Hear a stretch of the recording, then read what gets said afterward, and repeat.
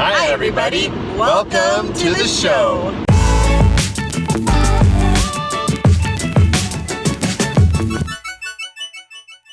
Today we are answering the question, why, as two teachers, did we decide to homeschool our kids? It is a question we get asked often, and we are going to try to answer it today for you guys. If you're just finding us for the first time, this is Raising A to Z. Welcome.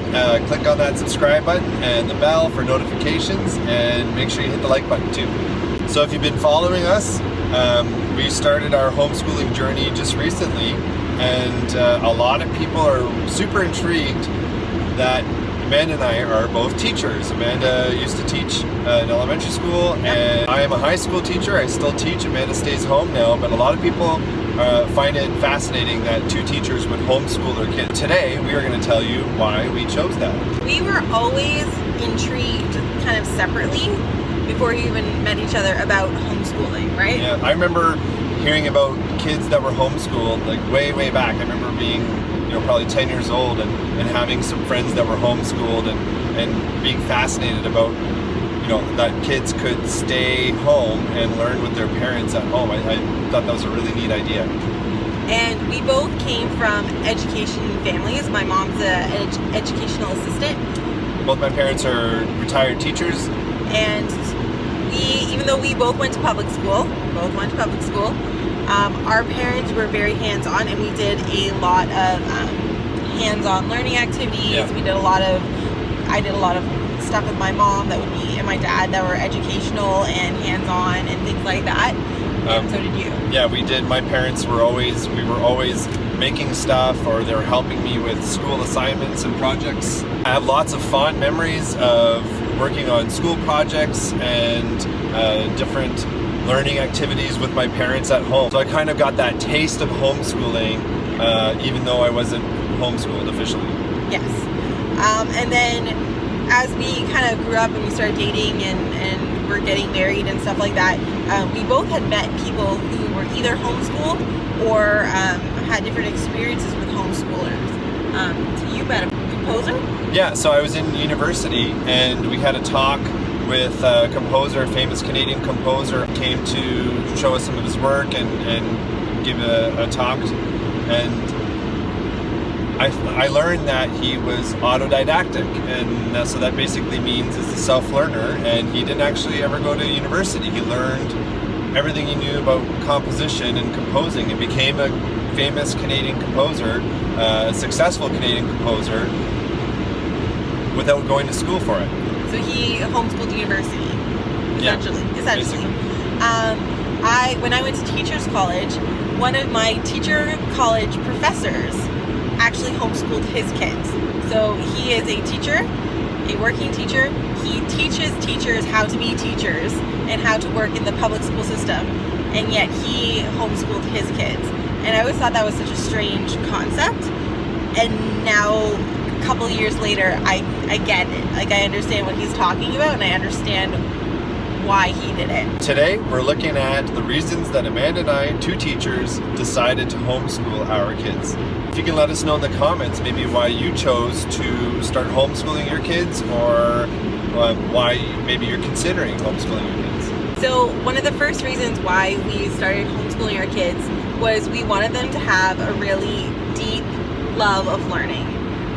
We both love to learn, we both love to read, we love to try new things and explore, and we wanted our kids to have that love of learning from the get-go. Super important.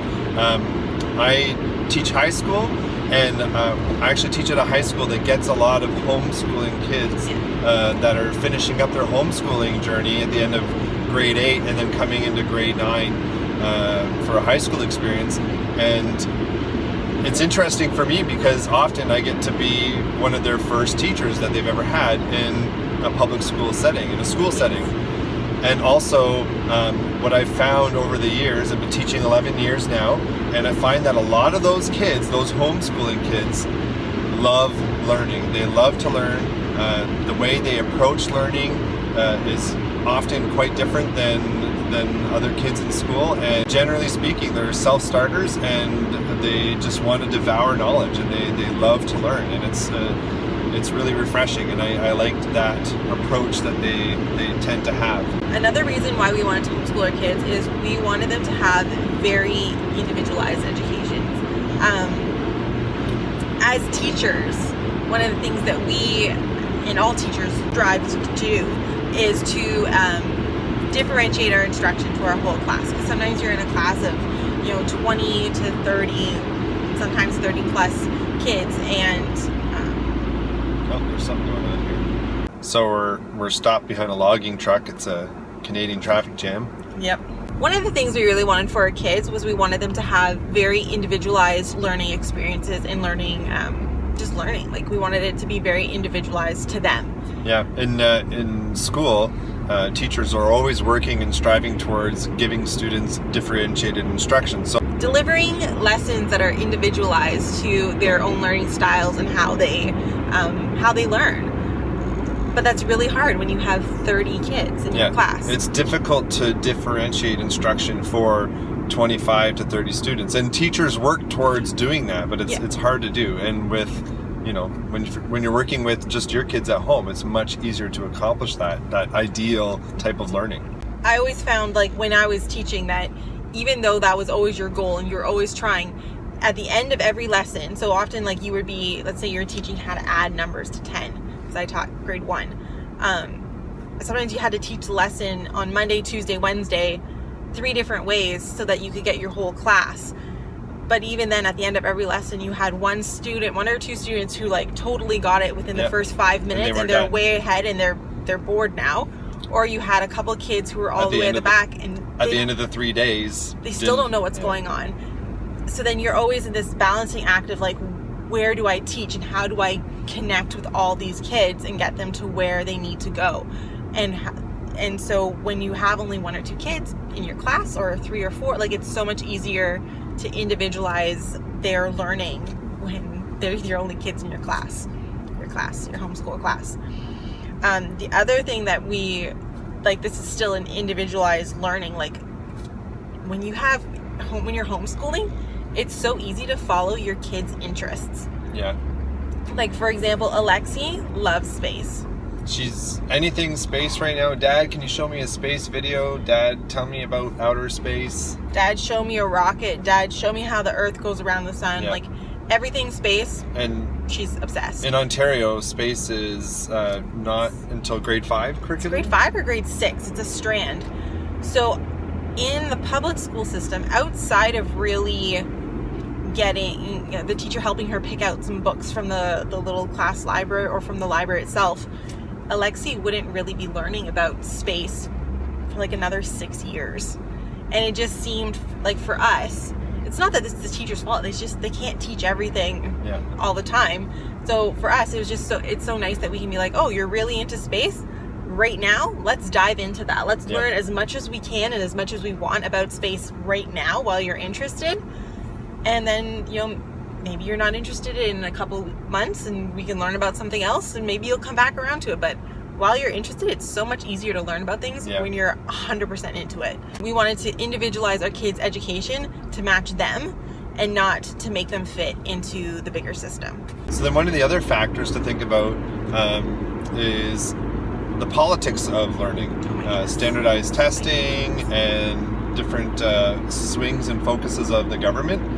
And when you're a homeschooler, you don't have to follow those changes. So, you can stick with what works for you. You can stay the course with what you've been doing and what works. You're not at the whim of change of government who, now we want to take this out, we want to start this. We want to put this in, we want this extra test, we don't want to do this testing.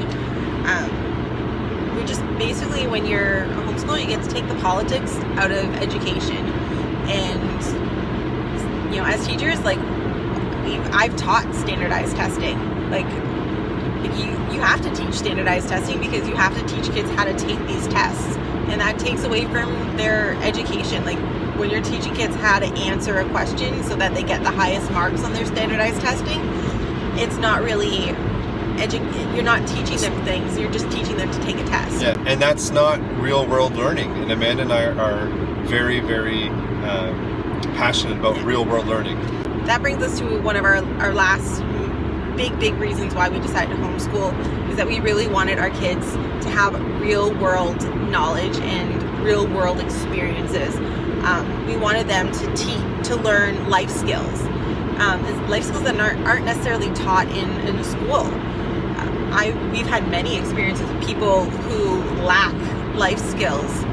I had a friend who went away to college, like literally went away to college and did not know how to cook. She was living in an apartment by herself, surviving on cereal and pre-made salads because she had no idea how to cook anything, and like she couldn't boil an egg. And that was just shocking to me, that like, how do you not know how to do these things? Yeah. And that happens a lot, is that people get out of elementary school or high school and they don't have some of these life skills that they need. Yeah, we'll have a lot of students in school. I see students in high school all the time that don't know how to cook. And, you know, I think that's something in high school, that at least high school, you should start to learn how to do. And a lot of kids don't. And like Amanda said, it goes into university too. Kids that don't, or college or university, kids don't know how to cook or take care of themselves. I had a friend in university who didn't know how to do laundry, and he would go and buy a new pack of underwear every week because he didn't know how to do his laundry. It's true. Like, and that's what we're saying. Like, we want our kids to have like real world knowledge outside of like not just cooking and cleaning and laundry, but like how to budget, how to prioritize your time, how to do like just basic adulting, like adulting skills that we joke around like, oh, now I have to adult. We want our kids to be able to learn how to do that gradually throughout their life. So it's not like... So it's not a joke. It's not a joke anymore. This is just how you do it. And that's one of the big reasons why we choose to homeschool, is we want to prepare kids for the real world. For the real world, and to actually survive once they leave our house one day. Yeah. So those are some of the main reasons why we wanted to homeschool our kids as two teachers. We wanted them to have a love of learning, that their education was individualized to them, that there's no politics in their education, and that they could have like a real world education and help them just to be amazing, thriving adults when they get there in 15 to 20 years. Yep. So hope you guys enjoyed our video. Don't forget to leave us a comment and subscribe at the bottom, and we'll see you next time. Bye. If you like what you saw, please subscribe to our channel and click on the bell to get notifications when we upload our latest videos. Give us a thumbs up and don't forget to leave us a comment. We'll see you next week for more activities, adventures, and lifelong learning. Bye!